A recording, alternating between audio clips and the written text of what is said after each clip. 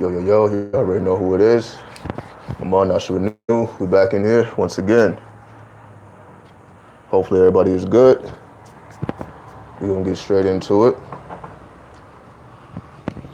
And of course, keeping up with the information, keeping up with the frequency. Much love. All right. So, okay. The reason I wanted to do this video, I appreciate that, Moon Spirit. The reason I wanted to do this video is because I was gonna have to do it at some point.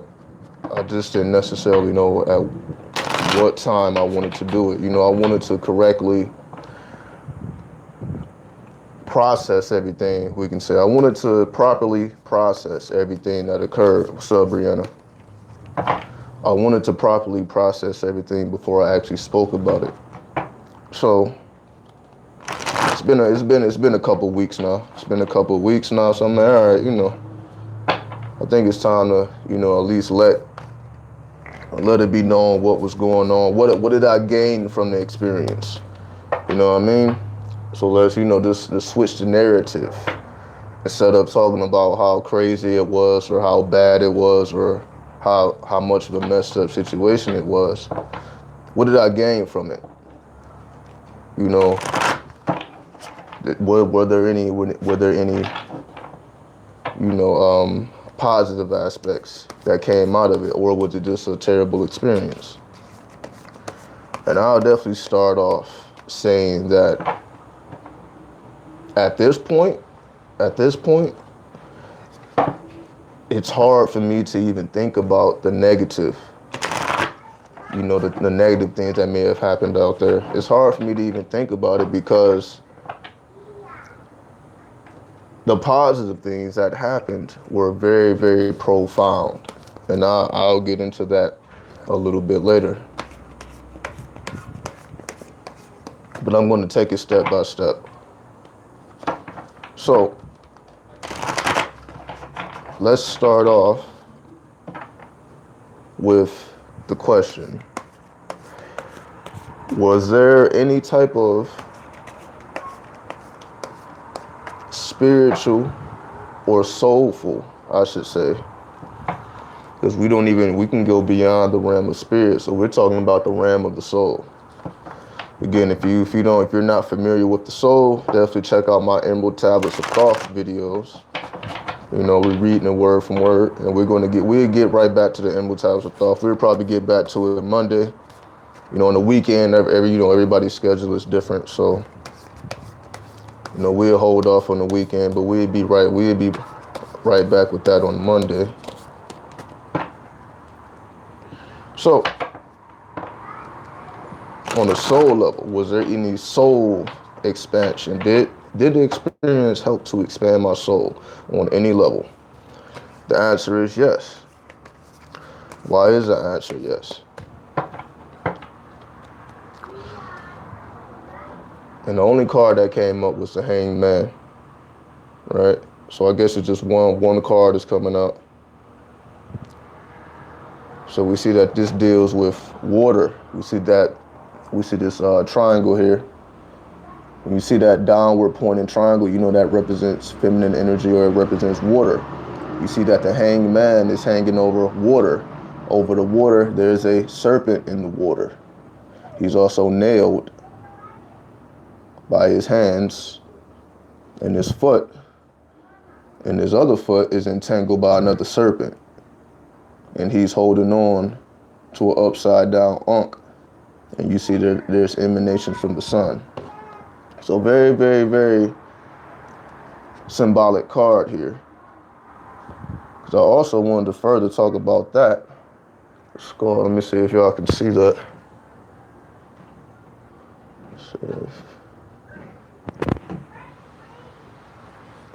The sun is basically shining right on him. But basically, because again, y'all know I've pretty much been having that since the month of August. And I've just been trying out different things, to see how it works and what benefits do it have. And now, like, as I hold it in the palm of my hand, Now I just hold it in the palm of my hand. And when I hold it in the palm of my hand, meditating, it helps me to go deeper into the meditation. So I'm just discovering, new things that this is useful for that I just never would have even thought that you can just walk around with a skull in your hand, and it helps you go deeper into thought. Because remember, death brings about those waters. I talked about that in the previous video. If you want more insight on that, definitely check out the previous video. But let's get back to the question. Did it help me to expand on a soul level? The answer was yes, and the answer was because it allowed me to go into greater depths within myself. What do I mean? So as an example, I would say when you no longer are sure, or in other words, when you no longer know for sure what's going to happen within the next minute or 30 minutes or hour or day. Because most people have their life structured. They know, they know where they're going to be at 8. They know where they're going to be at 12. They know where they're going to be at 5, so on and so forth. Most people have their life structured. They know where they're going to be at whatever time. You ask them where you're going to be at 6, then they know where they're going to be. I'm either going to be here, here, here, or here. Right? So when you no longer have that structure, when that structure is completely destroyed, and you're just left to your own thoughts. So now you're not being dictated by other people's energies and other people's this, other people's that. Now you're just left with your own thoughts. The mentality this puts you in is a mentality of, what is it do I truly know? Because whatever it is that I know, I now have to apply it. It has to be applied now. So I don't get to just say I know a special type of knowledge and it's supposed to be beneficial to your life and not utilize it, especially in these times.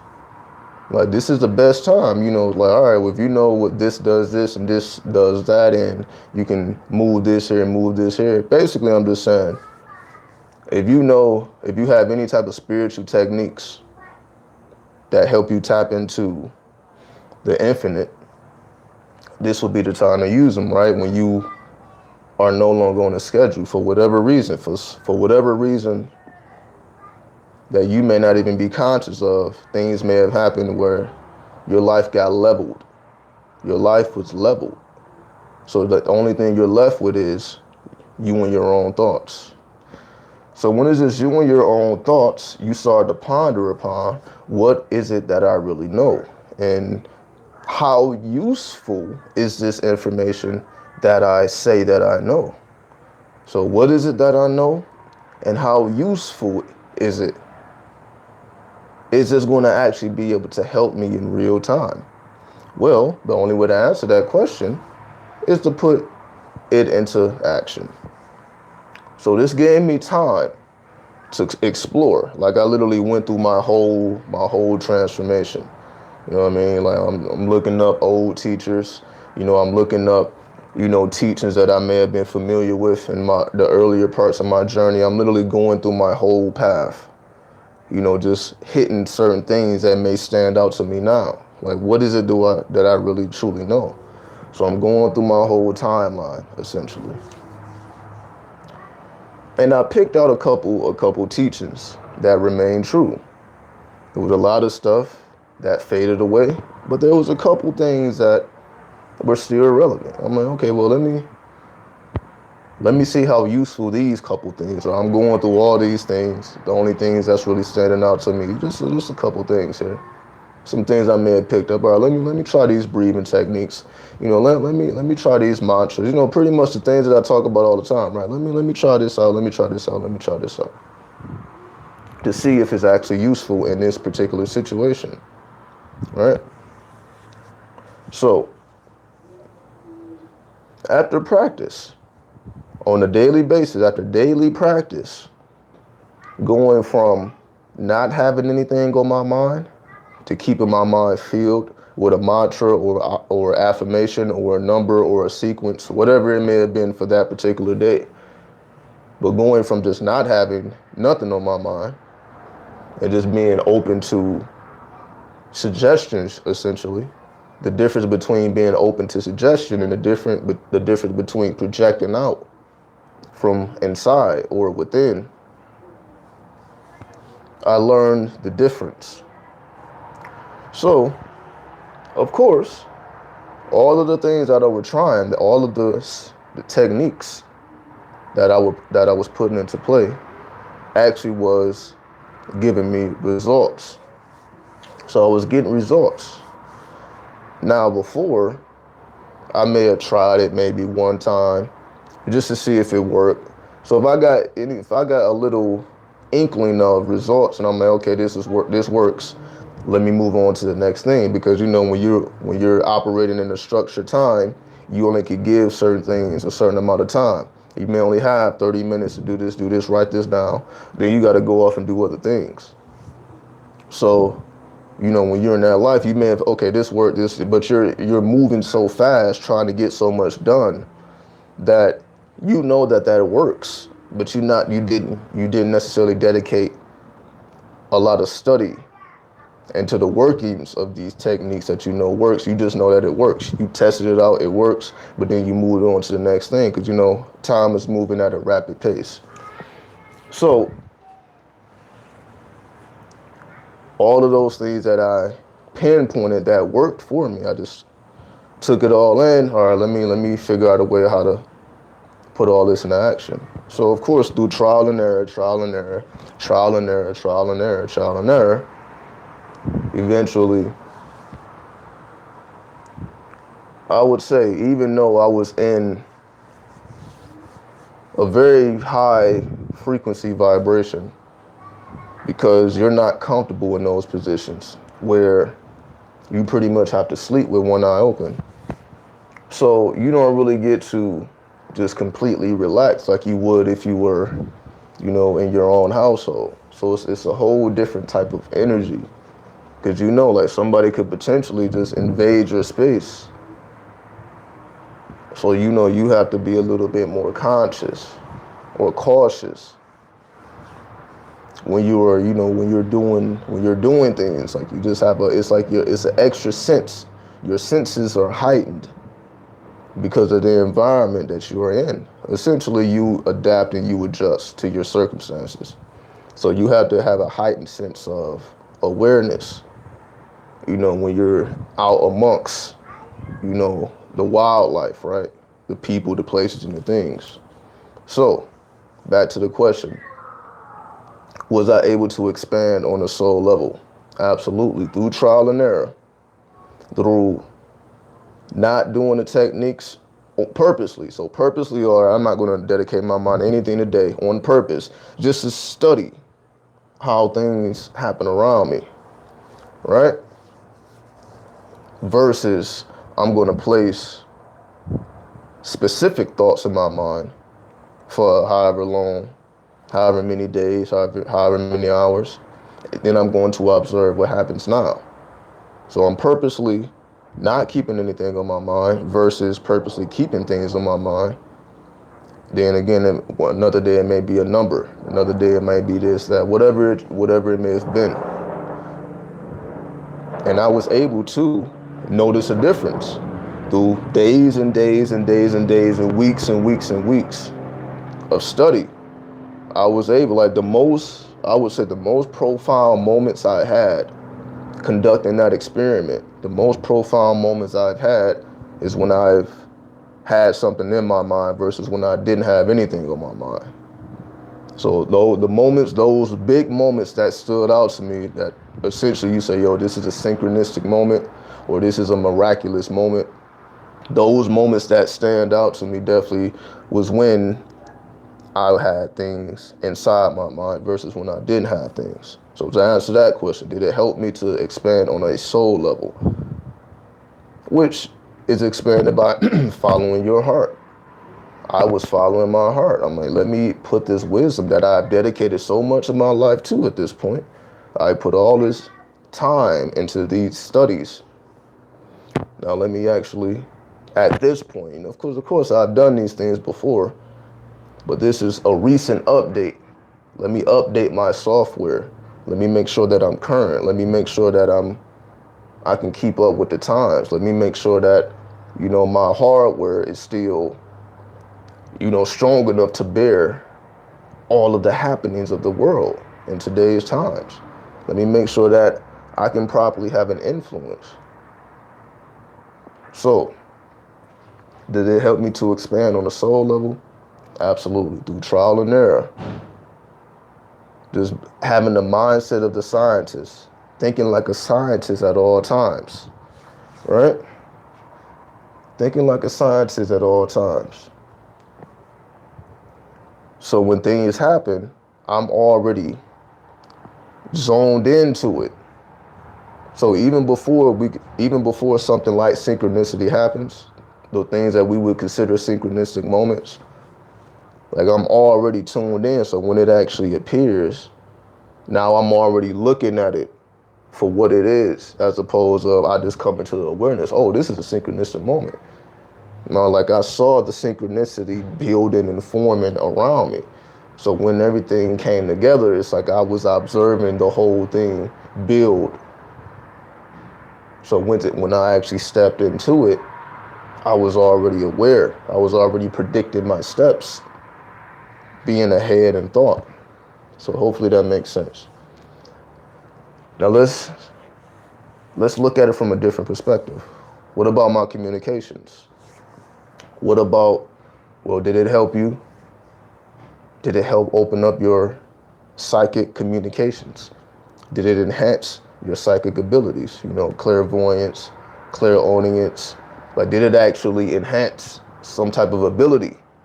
Not some type of thought, not who I think I am. Did it actually enhance some type of ability that can be useful, that can be practical? Was any type of psychic ability, or did I feel more connected to a certain source or anything? Like, did my communications expand or completely cut off, or somewhere in between?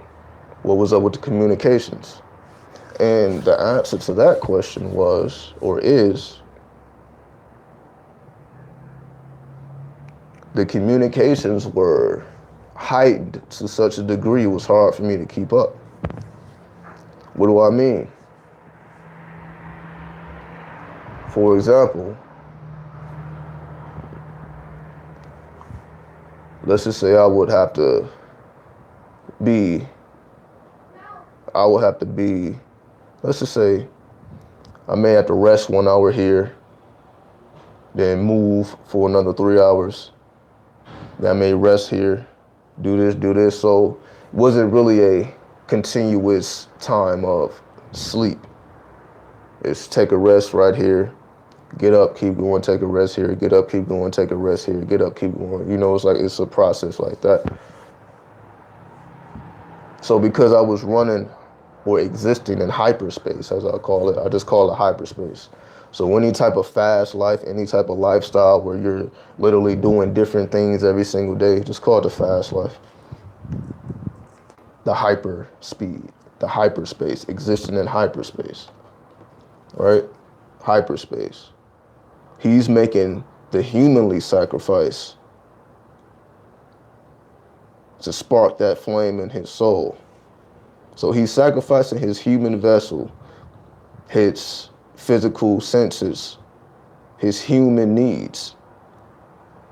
He's putting all that to the side. That's why you see the serpents, which represent transformation. He's putting all of his humanly desires to the side, and he's becoming a vessel, or basically emptying himself so that he can tune into the internal wisdom. So he can be a vessel for the all to speak through and communicate through. So he's enhancing his communications at the sacrifice of his human vessel. Not to say that you neglect your body, you just give less energy to your humanly desires. You do what you need to do for yourself, but you're more so about being open and guided versus you're just, moving based on your own sensations, based on your own thoughts, your own conscious mind. So, to answer the question, did it enhance my communications or did it desensitize the communications? It enhanced the communications because I was putting my body under more stress than I usually put it under. Why? Because I always had a book bag on me, and the book bag was, of course, super heavy. So everywhere I went, I had to carry this book bag on my back. So if I had to walk for 8 hours straight, then I'm walking for 8 hours straight with a book bag on my back. Also, in 100-degree weather, because of course it's Las Vegas, it's a desert. So I may have to walk 8 hours, book bag on my back, 100-degree weather. So, and this is on a daily basis, because you have to deal with the sun. There's no way to not avoid the sun unless you stay inside all day. But of course, the whole point was for me to be more outside. So that's why I was more outside as opposed to more inside.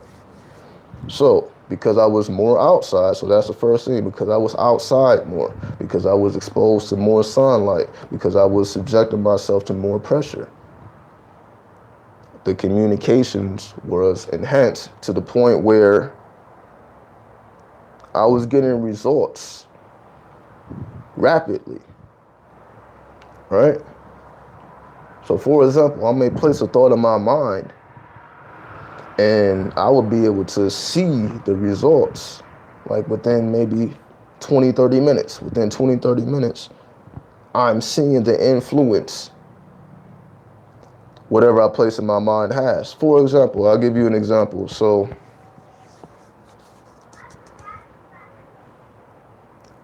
it was this one day, I'm just sitting at this table, right? One day, I'm just sitting at a table and it's a lot of traffic with people walking. So it's a space to the left of me, it's a space to the right of me. The space to the left of me is where majority of the people were walking, coming and going, coming and going, coming and going, coming and going. To the right of me, it was a little space where less people walk, like barely people walk. You know what I mean? Maybe one or two people every now and then, because it was like a little hidden pathway that you can walk. But most people was walking through the left pathway. So I put it in my mind.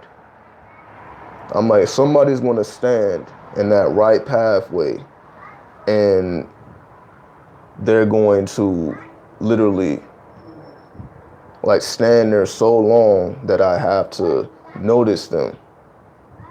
I mean, if somebody like, I'm placing the thought in my mind, I want somebody to stand right there to the point where I actually notice them, not somebody who just walking past, they look real quick and they keep going. Like somebody's going to stand right there. I literally picked the exact spot. Not somebody's going to stand in this area. I'm like, somebody's going to stand in that exact spot and kind of post up right there for a minute. The exact spot. So I place this in my mind and I have complete confidence, meaning no doubt. Like I don't care how much time has to pass. I don't care how bad things look. I don't, just literally cleanse myself of any self-doubt. Within maybe about 15 minutes, somebody's walking through this pathway. They stand right there and they literally just start taking selfies of themselves. I'm like, oh, in that exact spot? That exact spot. All right, cool. Let's see if it works again. But now I'm like, okay, somebody's going to stand there, but it's going to be a specific type of person. So I'll just place in my mind, all right, just say, okay, Asian. It'll be an Asian person this time. Just throw it out there. Why not? Less than 20 minutes. Here's an Asian. Asian woman comes along and just stands there. You know what I mean? Just doing whatever she's doing, but she stands there long enough, so I'm like, oh, there it is. I'm like, okay. The reason I'm having the rapid sensation, not the rapid sensations, the rapid manifestations is because not only is the frequency of the city super fast, you break down Las Vegas, you're going to get to number 5, which resonates with the planet Mercury, which obviously is the fastest sun, the fastest planet that rotates around the sun. So Mercury is all about speed. You know, Mercury resonates with Hermes. Hermes had the fast feet, you know, in Greek mythology. All right. So you can say this is Hermes city. This is the city of Hermes, right? And if you look at the structure of Vegas, again, for the people who've never been here, let me put it into context. If you look at the structure of the city is structured in a certain way. The city, especially when you go to the Las Vegas Strip, there's no other boulevard that generates that much money. So you can say the Strip generates the most money in the world, you know, like per minute or per second, per day. This little hidden secret spot in the middle of a desert, the Mojave Desert, if we want to be specific. In the middle of the Mojave Desert, there's this strip, which is called the entertainment capital of the world, generating all this income. And Vegas doesn't even produce any natural resources. So Vegas whole economy is based in gambling, right? It's based on, it's like people are giving their energy to this entity. You can say it like that. It's an entity that rules over all this gambling and all this alcohol and what people come here for, right? So whenever, like, literally people come here, put thousands of dollars in these gambling machines, lose it all, and it's okay because they're like, yo, I set out this much money to gamble, so I'm, you know what I mean, it's not like I'm using my rent money, something, you know, it's money that they already put to the side, so they're not really tripping like that. Now, of course, there's other people who may be gambling the rent money, but I'm not necessarily talking about that. I'm talking about the people who come, enjoy themselves, and even if they lose everything, they still kind of budget. They had a budget already laid out, so it's not a big deal. Their rent is still going to be paid, their mortgage is still going to be paid, whatever.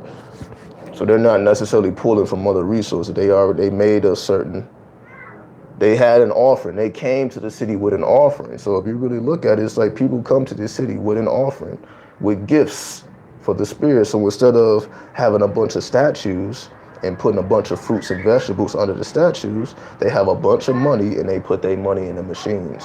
And that essentially feeds the whole economy of Vegas, which feeds the whole world, right? Certain casinos and hotels are connected with certain countries. So the money doesn't necessarily go back to the city of Vegas. Some of it goes back to other countries, right? So the fact that there's no other city that's operated like this. There's no other city because no other city could do this. This is why, you know, Vegas has the history it has. It has a very, very dark history. You know, started by mobsters, and you know, a lot of people died behind a lot of business, and you know, yada yada yada. But this was like the paradise for the mobsters, you can say. This was a paradise for those who existed in the underworld. This is where they came to escape, you know, the happenings of wherever they was. And eventually, you know, Vegas became more and more popular as time went on, because more and more people, you know, people like the Frank Sinatras and the Elvis Presleys, and you know, they were bringing in a lot of big names. So it over time it became an economy, and this economy started to build the whole city. The whole city started to essentially be built off of entertainment, and essentially it became the entertainment capital of the world. You know, just giving some brief history. That's what makes Vegas different from most other cities, because it doesn't have like people who's been here 50 years, 60 years, 70 years. You know, Vegas, it's not necessarily people who are coming from all over the place here. So it's a lot of new people here. So that's why the energy breaks down to another number 5, because there's a lot of new energy here, because it's not a lot of history. It's a relatively new city. You can say it's one of the newest cities, right? In terms of, you know, how, you know, that you still have a lot of things being built to this day. You know, it's a lot of empty fields that still have unoccupied space, versus you go somewhere like New York or Los Angeles where everything is compressed. Like there's barely space for anything. There's no open field. Like there's barely space for anything. So this is a city where it's a lot more vast. You know what I mean? So definitely, like, so if you wanted to compare it to like a city like Los Angeles, where everything is everywhere, all these people, everything is everywhere. It's a lot of activity going on. Vegas is the same, but everything is done within the casinos, because it's a desert. Because it's a desert, people ain't trying to be out in 110-degree weather. So all of the entertainment takes place inside of the hotel/casinos. So all of the entertainment is inside because of the atmosphere, because of the weather. Versus a place like Los Angeles where the weather is absolutely beautiful. So people just want to be outside, even if they're just they're just standing on the corner, you know, drinking beer, smoking weed, or just having a conversation. It's enjoyable being outside. Here, the moment you step in the sun, you're gonna start sweating, and it'll feel your whole shirt, and you're gonna be kind of uncomfortable within like 30 minutes. So the entertainment revolves around inside. Casinos, hotels, people want to be inside. So most people don't really deal with the weather. So again, that's another reason why I wanted to go out into the streets, because I was like, oh, well, most people drive cars. Most people, you know, paying their rent. So most people really don't have to deal with the weather. They're just going from house to car to job to car to store to mall to car to, you know what I mean? Like they're not really being out in the sun for hours at a time, because they don't have to. So you have two different contrasts. You have the people who have to deal with the sun. You can say what we consider homeless people, but I just consider these people Gnostics. The Gnostics deal with the sun. And you can say most people, you know, the 9 to 5 people who's doing the everyday thing, then they live a whole different existence. So you can say they live a more luxurious experience, because they don't have to deal with 100-degree weather. They got air conditioning.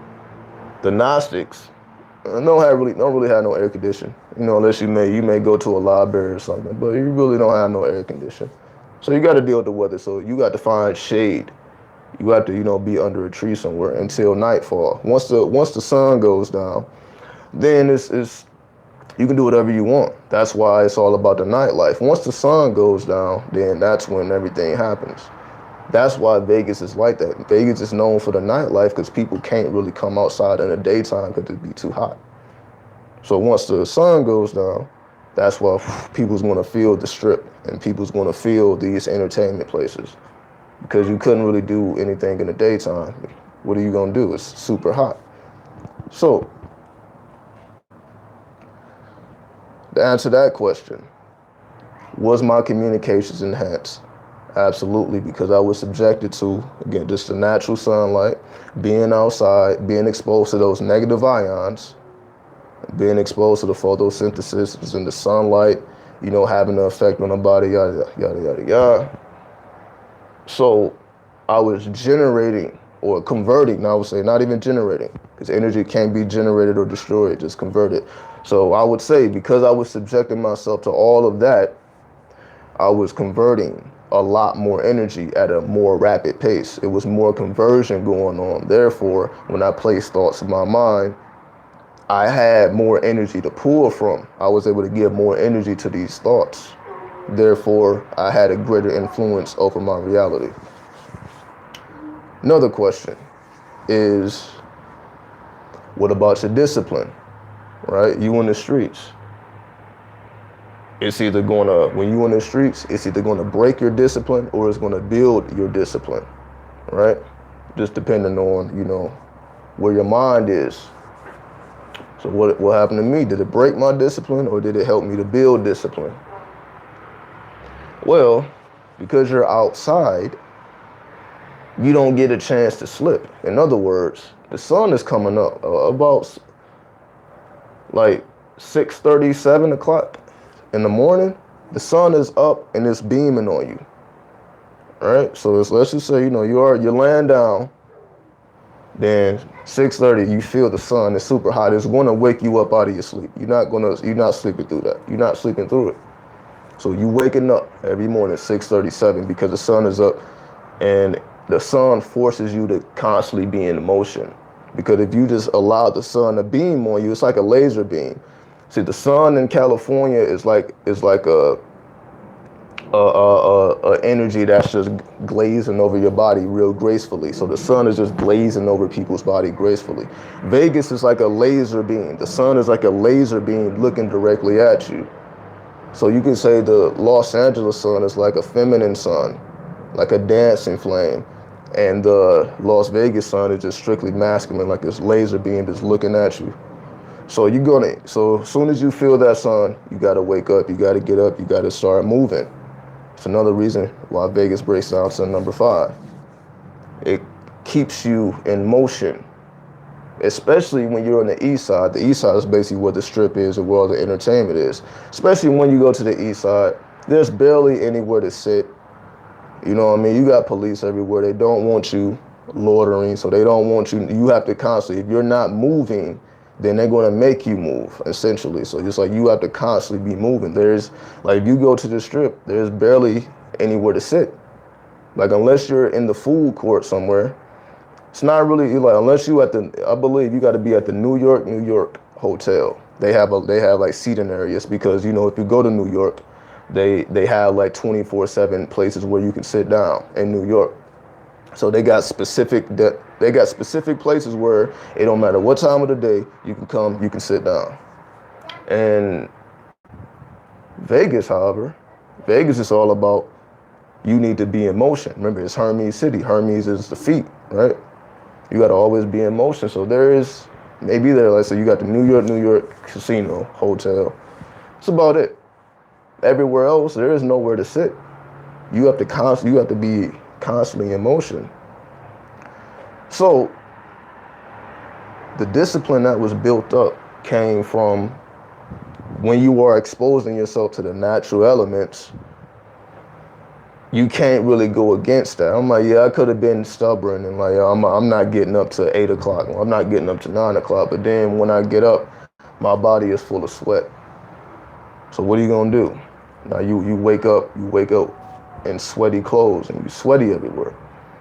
You know what I mean? Now you gotta find somewhere to wash up before you even start your day.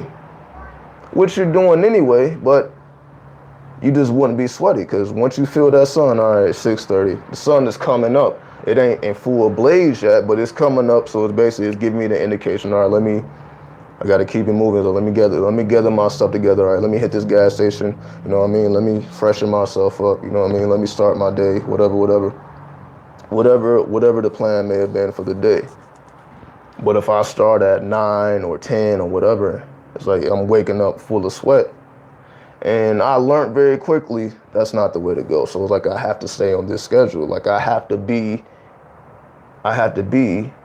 aligned with the movement of the sun, which was, you can say, didn't have a relevance in my life before because you can just go in the house. You don't want to deal with the sun? Stay in the house with the AC, no problem. However, because I had to deal with the sun, I don't get to go against it. It's like either you're dealing with the sun or you're not. So if you're dealing with the sun, then you have to be one with the sun or in alignment with the sun. So I began to be in alignment with the sun. I believe to plan my days around the sunrise and the sunset. Everything was based around, is the sun up or is the sun down? If the sun is up, then I have to prepare myself. Like if I have to navigate through the sun, I have to prepare myself a different way than if I was navigating through the night. And like, it's a whole different mindset because, you have to deal with, you have to convert this energy basically. So if you're moving through the sun, you're converting energy. Versus if you're moving at night, you're not necessarily converting energy because you're not converting sunlight. So you have to constantly convert sunlight when you're in the sun. Most people don't really like converting that solar energy because it's very, very powerful energy. Remember, the sun itself, if you don't know this, I'm telling you now, the sun itself is a converter. The sun isn't the source of the light that we see from the sun. The sun is converting a even more powerful light, which we deem as the light of Sirius. The sun is converting the light of Sirius, which further converts to the earth plane, which further converts when it hits us. So there's constant conversion going on, conversion on many, many different levels.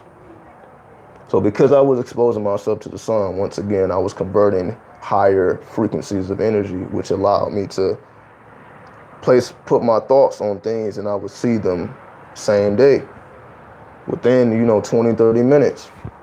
All right. So to answer that question, did it build up the discipline or did it break the discipline?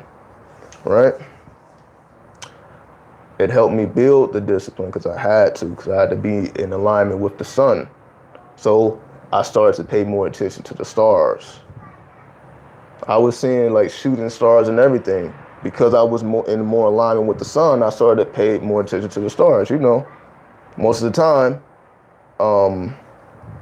we don't have access to the sky. Some of us live in cities where it's cloudy all the time. We may have chemtrails. We live in cities where the skies are not, or we just have a lot of light. The city just has a lot of light. So you don't really see the clear skies. So because I was in alignment with the sun, I was seeing more clear skies.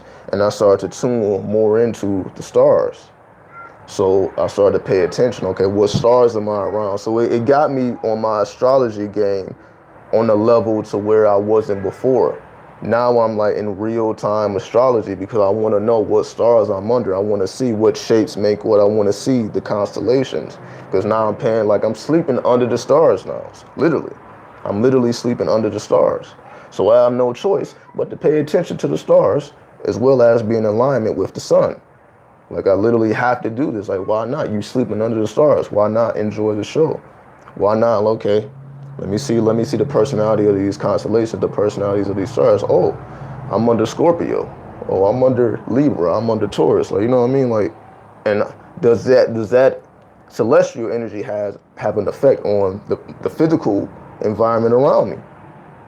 So now, I'm thinking on this level, I'm bridging the gap between the celestial and the terrestrial realm, bridging the gap. So it got me more in that mindset. So yes, it helped me build up disciplines. Not necessarily, again, I didn't come into this situation knowing that I was going to make these adjustments, but these are the adjustments I had to make. So that's what I mean. Like none of this necessarily was pre-planned. When I first went out into those streets, I didn't know anything. I didn't have any type of sense of what's going to happen within the next hour, the next day. I didn't have a solid foundation in any of that. But as I went along, as I had to align with the sun, deal with the weather, convert that energy, move around at night, you know what I mean? Just learn the ins and outs of the city. What's going on this side of the city, what's going on that side of the city. Always in motion, not necessarily being too friendly, not opening myself up to just people just because, you know what I mean? Like not engaging in, anybody else's vices. Hey, you want to smoke? You want to get high? Nah, I don't smoke. I don't get high. You know what I mean? Not taking any type of those offerings, not getting involved in other people's business. You know what I mean? I'm like, yo, I don't need none of that pulling my energy down or sucking my energy. You know what I mean? I don't need to be dealing with any of that. So it helped me build up my discipline in terms of just dealing with myself. I'm like, I have to deal with myself. I don't have time to deal with nobody else's issues and their problems and their vices and all this. So I'm not getting involved. So whatever I'm doing by myself. You know what I mean, I'm out here by myself. Nobody's out here helping me in terms of physically. But because that's not the energy that I'm looking for. Like, it's about, let me deal with myself, then I can better understand how to deal with my environment. Right. So the next question.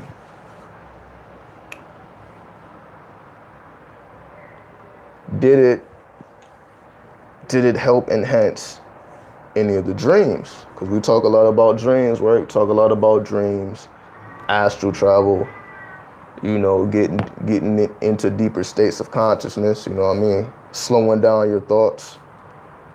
So did it help on the lunar tip? And the answer is yes. Especially when I went to sleep with intentions on my mind. Because I observed when I just allowed myself to completely relax and go to sleep versus when I kept certain ideas or one idea on my mind before I went to sleep. I studied and I observed, and I realized the most profound dreams that I had was when I went to sleep with a thought on my mind. When I was having those profound, super vivid dreams, and I'm seeing like it's like spiritual connections, like you feel a spiritual connection within these dreams when you have the feeling of, oh, this is definitely not a normal dream that I just have on a normal day. Like has some type of spiritual significance because like, yo, this dream is super vivid. I'm seeing everything clearly. You know what I mean? Like I'm in a whole different world. Like I'm not just down the street or downtown. Like I'm in a whole different realm that I don't even know where I am. I don't even think I'm on the earth plane because I magnetized myself to a different plane by programming certain mantras in my mind. So those the most profound dreams. Was I dreaming on a nightly basis? If I had something on my mind, let's just say I would have a dream that would reflect what I place in my mind. But sometimes when I just completely relaxed, sometimes I would have a dream, but sometimes I wouldn't. But all of the dreams that I remember that had some type of effect on me was when I went to sleep with a programmed intention. So once again, observing all of these things like a scientist, recording everything like I'm recording. Whenever I would have these profound dreams, I'm writing it down. I'm writing it down as detailed as possible because I want to know. I'm not just writing down the dream, but I'm writing down like, what was I thinking before? What was the atmosphere like? What time was it? Like I'm writing down the details of my human experience as well. Like how did I align myself to channel in this energy? So I'm writing down what I was doing on a human level and the thoughts that I had and what actually happened in the dream. So I'm literally recording everything like a scientist, right? So the most profound dreams I've had, definitely when I kept an idea on my mind. So in terms of the lunar energy, the astral travels, the dreams, right? Were they enhanced? Absolutely. Next thing, because we know now we're dealing with the masculine side. So what about war?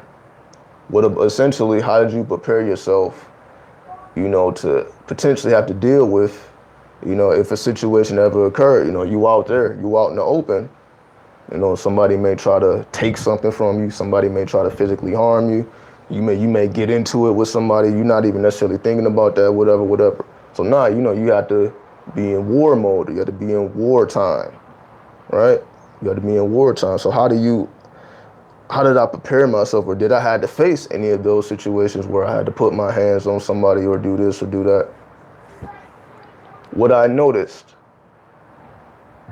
I didn't get into any type of physical confrontations, but the confrontations that I did have to get into was either with like security guards or police. And what I've noticed is that their energy was always trying to bring something out of you. For example, like, I'll just say like a random night. It was a random night. I'm on the strip, walking up and down the strip. Remember, as I said, there's nowhere to sit. There's nowhere to sit when you're on the strip. So I decide to walk off the strip, walk a block away from the strip, sit at the bus stop, just to take a break. Because again, there's nowhere to sit. And of course, you can't just go in the casino and just sit and pretend like you're gambling, you know, eventually they're gonna, like, I don't even want that energy. I'm like, I don't even want nobody thinking, oh, is he gambling? Is he not? Do we need to say something to him? I don't even want to be around that energy. So I'm already like, no, they don't just want people coming in here sitting down. They want people spending money. So I'm like, all right, let me not even deal with that. Let me just go to the bus stop. Let me chill. You know what I mean? I've been walking up and down for hours. Let me go chill for a minute. So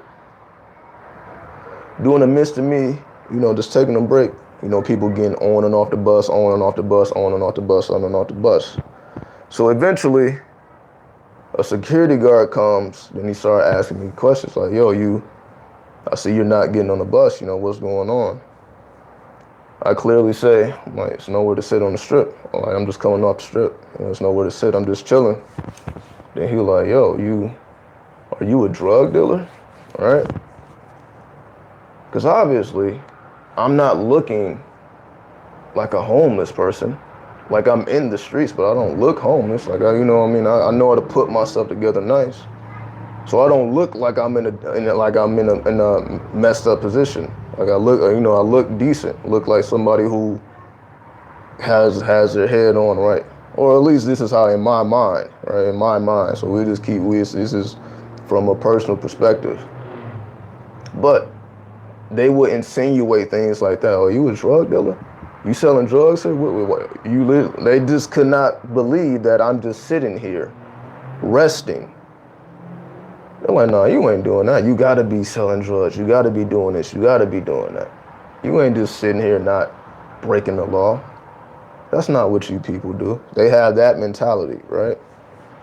So I noticed, I'm like, yeah, whenever I deal with security, I'm like, this is the lowest of the low people. I'm like, these are the people who's talking to me any type of way and like talking to me like an animal and all that. I'm like, it's these fucking security guards. I'm like, oh, okay, I see what it is. Or these police officers, one or the other. So I didn't really have to, like, the Gnostic people embraced me. I'll say that. I had no problems with the Gnostics. The people that were giving me strife was, you know, the badges, people who was abusing their power with the badge. Like, you can't just be sitting here, you got to be up to no good. Those type of people. So, what did I do? So I say, okay, these people, you know, they're gonna give me strife. That's the purpose they serve, though. So I'm not mad at them. Like, oh, somebody got to give you strife. It just so happened to be them. So how do you deal with the strife? So what I did, I'm like, okay, most of the time people, they're messing with me because, like, I'm placing myself in a position to be messed with. Meaning, like, yo, if you wasn't sitting at the bus stop, he wouldn't have said nothing to you. So that's letting you know, maybe you shouldn't do that. So what I did, I corrected my errors. So I stopped sitting at the bus stops. I'm like, all right, I'm not going to sit at the bus stops to rest. I stopped doing that. Right? So I had to correct a lot of things that I may have been just not knowing any better. I'm like, yeah, let me just chill at the bus stop, not knowing that that's not the best move. So I started correcting a lot of things that I'm like, okay, whenever I'll be in these type of situations when they're looking for reasons to mess with me. So let me not place myself in those positions. So I had to correct those errors. And the more and more I corrected the errors, the less and less I had to deal with them. But I had to make the change. So I'm not necessarily, so this isn't a time where I just place a mantra in my mind and like, okay, I'm about to influence their mind. Well, it's nothing like that. I'm like, okay, let me take myself out of their environment and be in my own space and create my own aura and create my own atmosphere versus trying to coexist with them. So I just stopped coexisting. Like, so if I had to go somewhere, I go there, get out, do this, get out. You know what I mean? I'm not trying to linger and trying to hang out and trying to be anywhere that I'm not welcome. You know what I mean? Like, I do what I got to do this, and I'm up out. You know what I mean? I go wherever I'm supposed to be. So I had to correct a lot of issues. So I had to learn by trial and error. That ain't the best thing to do. Cut that off. That ain't the best thing to do. That ain't the best place to be. Cut that off. Cut that off. And eventually, after weeks and weeks of doing this, I was able to get to a place where I'm just not disturbed at all, unless I want to be disturbed. Cause it's like even it came to a point where like even if I was in a place where I could be disturbed, I made sure to position myself to a place where I couldn't be seen. Like for example, now I'm not at the bus stop. Now I'm behind the bus stop, up the hill, around the corner, where I can't really be seen, but I know everything that's going on around me. But you really couldn't see me. You know, so it's just things like that. I just learned how to better position myself to be aware of my surroundings, but at the same time not being seen, so that I wouldn't be disturbed if I didn't want to be disturbed, or you know what I mean? Just know how to properly position myself to where I can, if I want to play something in my mind and I want to say, okay, is this going to happen and this going to happen? How fast can I make this manifest? How fast can I make this manifest? I can place myself in those positions, you know, without having to be disturbed if I didn't want to. So, we're going to keep this under an hour. I appreciate everybody for tuning in. I just wanted to share just you know, some just little brief things about, you know, my time in the Las Vegas streets. It definitely made me a better person overall on various levels. It helped me deal with a lot of subconscious things, you know, a lot of subliminal things that I didn't notice. You know what I mean? It helped me to, obviously, here we go today. You know, I'm doing the videos every day. Before, I wasn't even doing the videos every day. You know, I may do videos maybe 30 days, but then something would happen. Like the last time I was going super hard, you know what I mean? Then I had to catch those flights to Atlanta. Then I had to take that trip to DC, you know what I mean? So like whenever I'm working hard, you know, something may come up. I may have to touch down in another city, go through that, then I may come back, but then I got to recharge.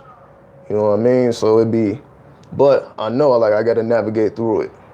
Like, oh, just because I'm not in my hometown, I got to still be putting in work. Or just because I may be tired, still got to put in work. So that's another reason why I'm doing the videos on a daily basis. Like I have to show my face every day. I have to come with this information every day. I can't take no days off, you know, just to show and prove that, yo, the experience changed me. It gave me a lot more energy. It kept me like, yo, I got to do this on a daily basis. It helped me build up my consistency. So I got to stay sharp. I have to stay on point. You know, I have to stay thinking on the extraterrestrial mentality or extraterrestrial frequency, however you want to put it. You know what I mean? Being in tune with the tarot, being in tune with the, you know, that's why I was doing the videos with the lunar eclipse, so on and so forth. So I just wanted to give you all some quick insight into the way I saw things when I went through those 50 days in the streets. You know, I just wanted to give how I was doing things. And again, the most profound moments and experiences was when I had something on my mind. You know, when I had those mantras moving around, those affirmations, when I placed those thoughts in my mind and they reflected outward, those were the most profound moments versus I'm just letting anything happen and I'm just letting these thoughts be haphazard all in my mind. So definitely. So that came. So like it would be times where I may be low on funds.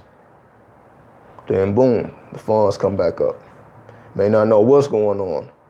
Boom, end up meeting somebody, you know what I mean, that helped me do this, helped me do that. It was a lot of times where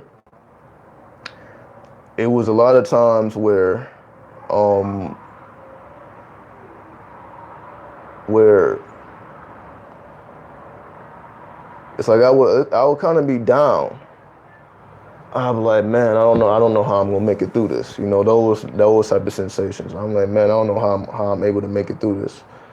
But then it was like an angelic spirit, because a lot of people like, yo, you talk about a lot of demons. What about the angels? What about the angels?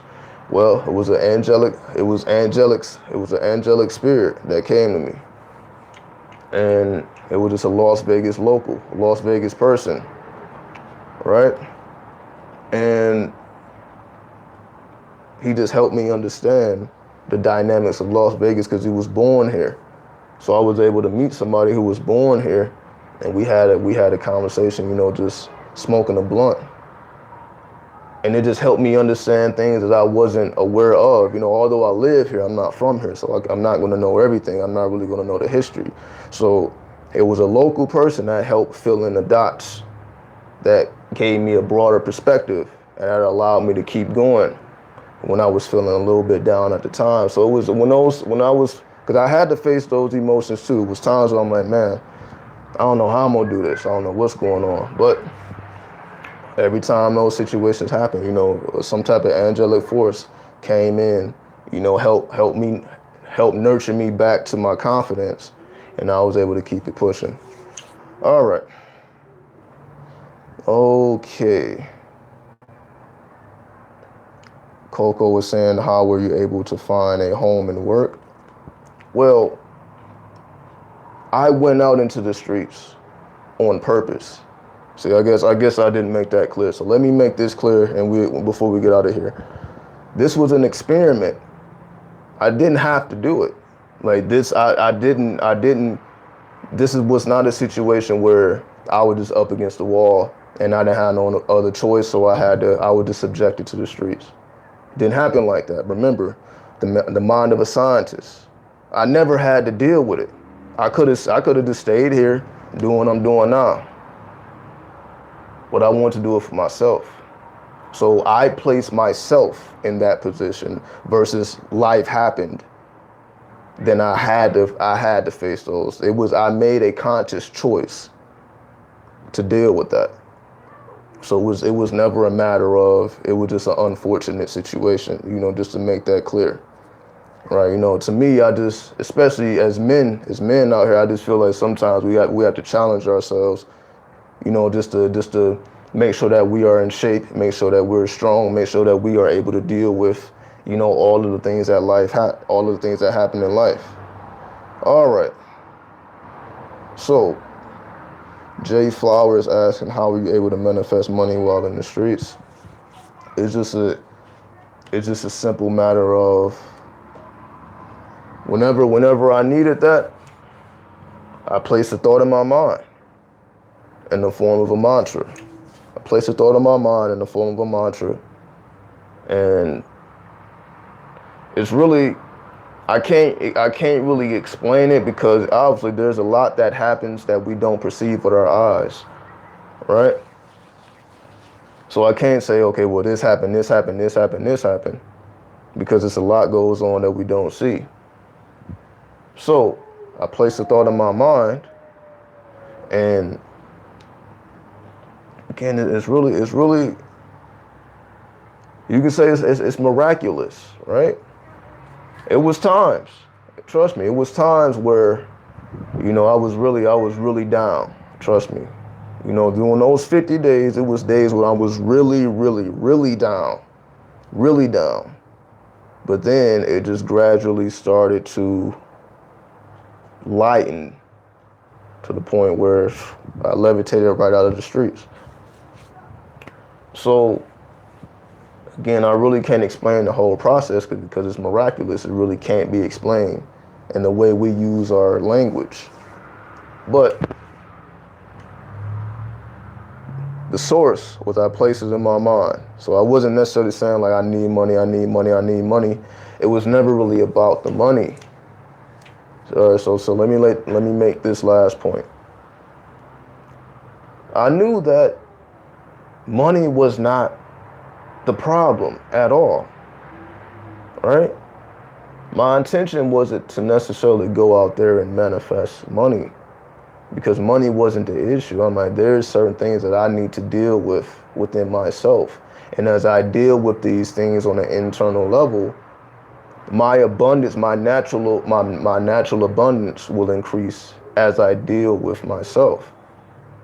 You know what I mean? So my mentality, the way I approached it was, let me transmute my energy, and through the transmutation of my energy, I would start to draw, you know, situations to myself. For example, you know, it would be people who would just give me money.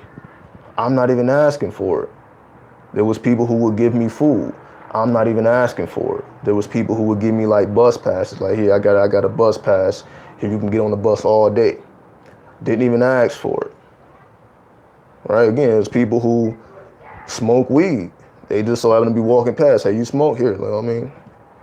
You may be going through something here. You know what I mean? Elevate your mind. Didn't even ask for it. So I'm saying, like, so there was various situations that were beneficial to me beyond just money in my pocket because I knew it was more than that. So just situations like that. Again, like I can tell y'all about situations, the whole time. I said, if you're following my Facebook, I told y'all about the time where I met the millionaire. Like I met a millionaire. Like the way it happened. I had the mantra in my mind though. The way it happened was miraculous. And I'm like, yo, I'm literally, like I'm having a conversation with a millionaire. So that it changed my perspective about money. I'm like, all right, it ain't about me just getting money on a day-to-day basis, right? It's bigger than that. Cause just like hearing, I'm like, like just hearing the way somebody talks about money, who has plenty of it, who is just not an issue for them, just the way the relationship they have with money. It's like they let me know that, like, yo, they told me straight up. They was like, yo, I'm not a master at anything. I'm not a master numerologist. I'm not a master mathematician or psychologist. Like I haven't mastered any of these things. I just so happen to get lucky, right? I got lucky and fell into some good relationships. That's how I gained my wealth. It wasn't necessarily because I was just the hardest worker or I was the smartest or I was the brightest. I'm like, yo, it didn't happen like that. It was like, he don't even understand how the fuck he got his money. Like that's just how crazy it is, right? But like, just looking back at it, I couldn't really tell you how it happened. And I'm like, I know exactly what you mean by that. Because I have, I see that reality all the time. Like, you don't even necessarily, like, yo, I don't even understand how we even are having this conversation. But we are nonetheless. And just having that conversation, I'm like, yo, you very, very humble spirit. Very, very humble spirit. Didn't have to be. I mean, like, who am I, right? Who am I? You didn't have to be humble around. Like, this person was humbling themselves to me. This millionaire was basically, it's weird. It's like this millionaire was humbled to be in my presence, yet I'm humbled to be in their presence. I'm like, yo, I don't necessarily communicate with millionaires on a daily basis, right? This isn't something that I was used to at the time. And he feel the same way about me. Like, I really don't, hang with people like you. Not, obviously, it's just the aura.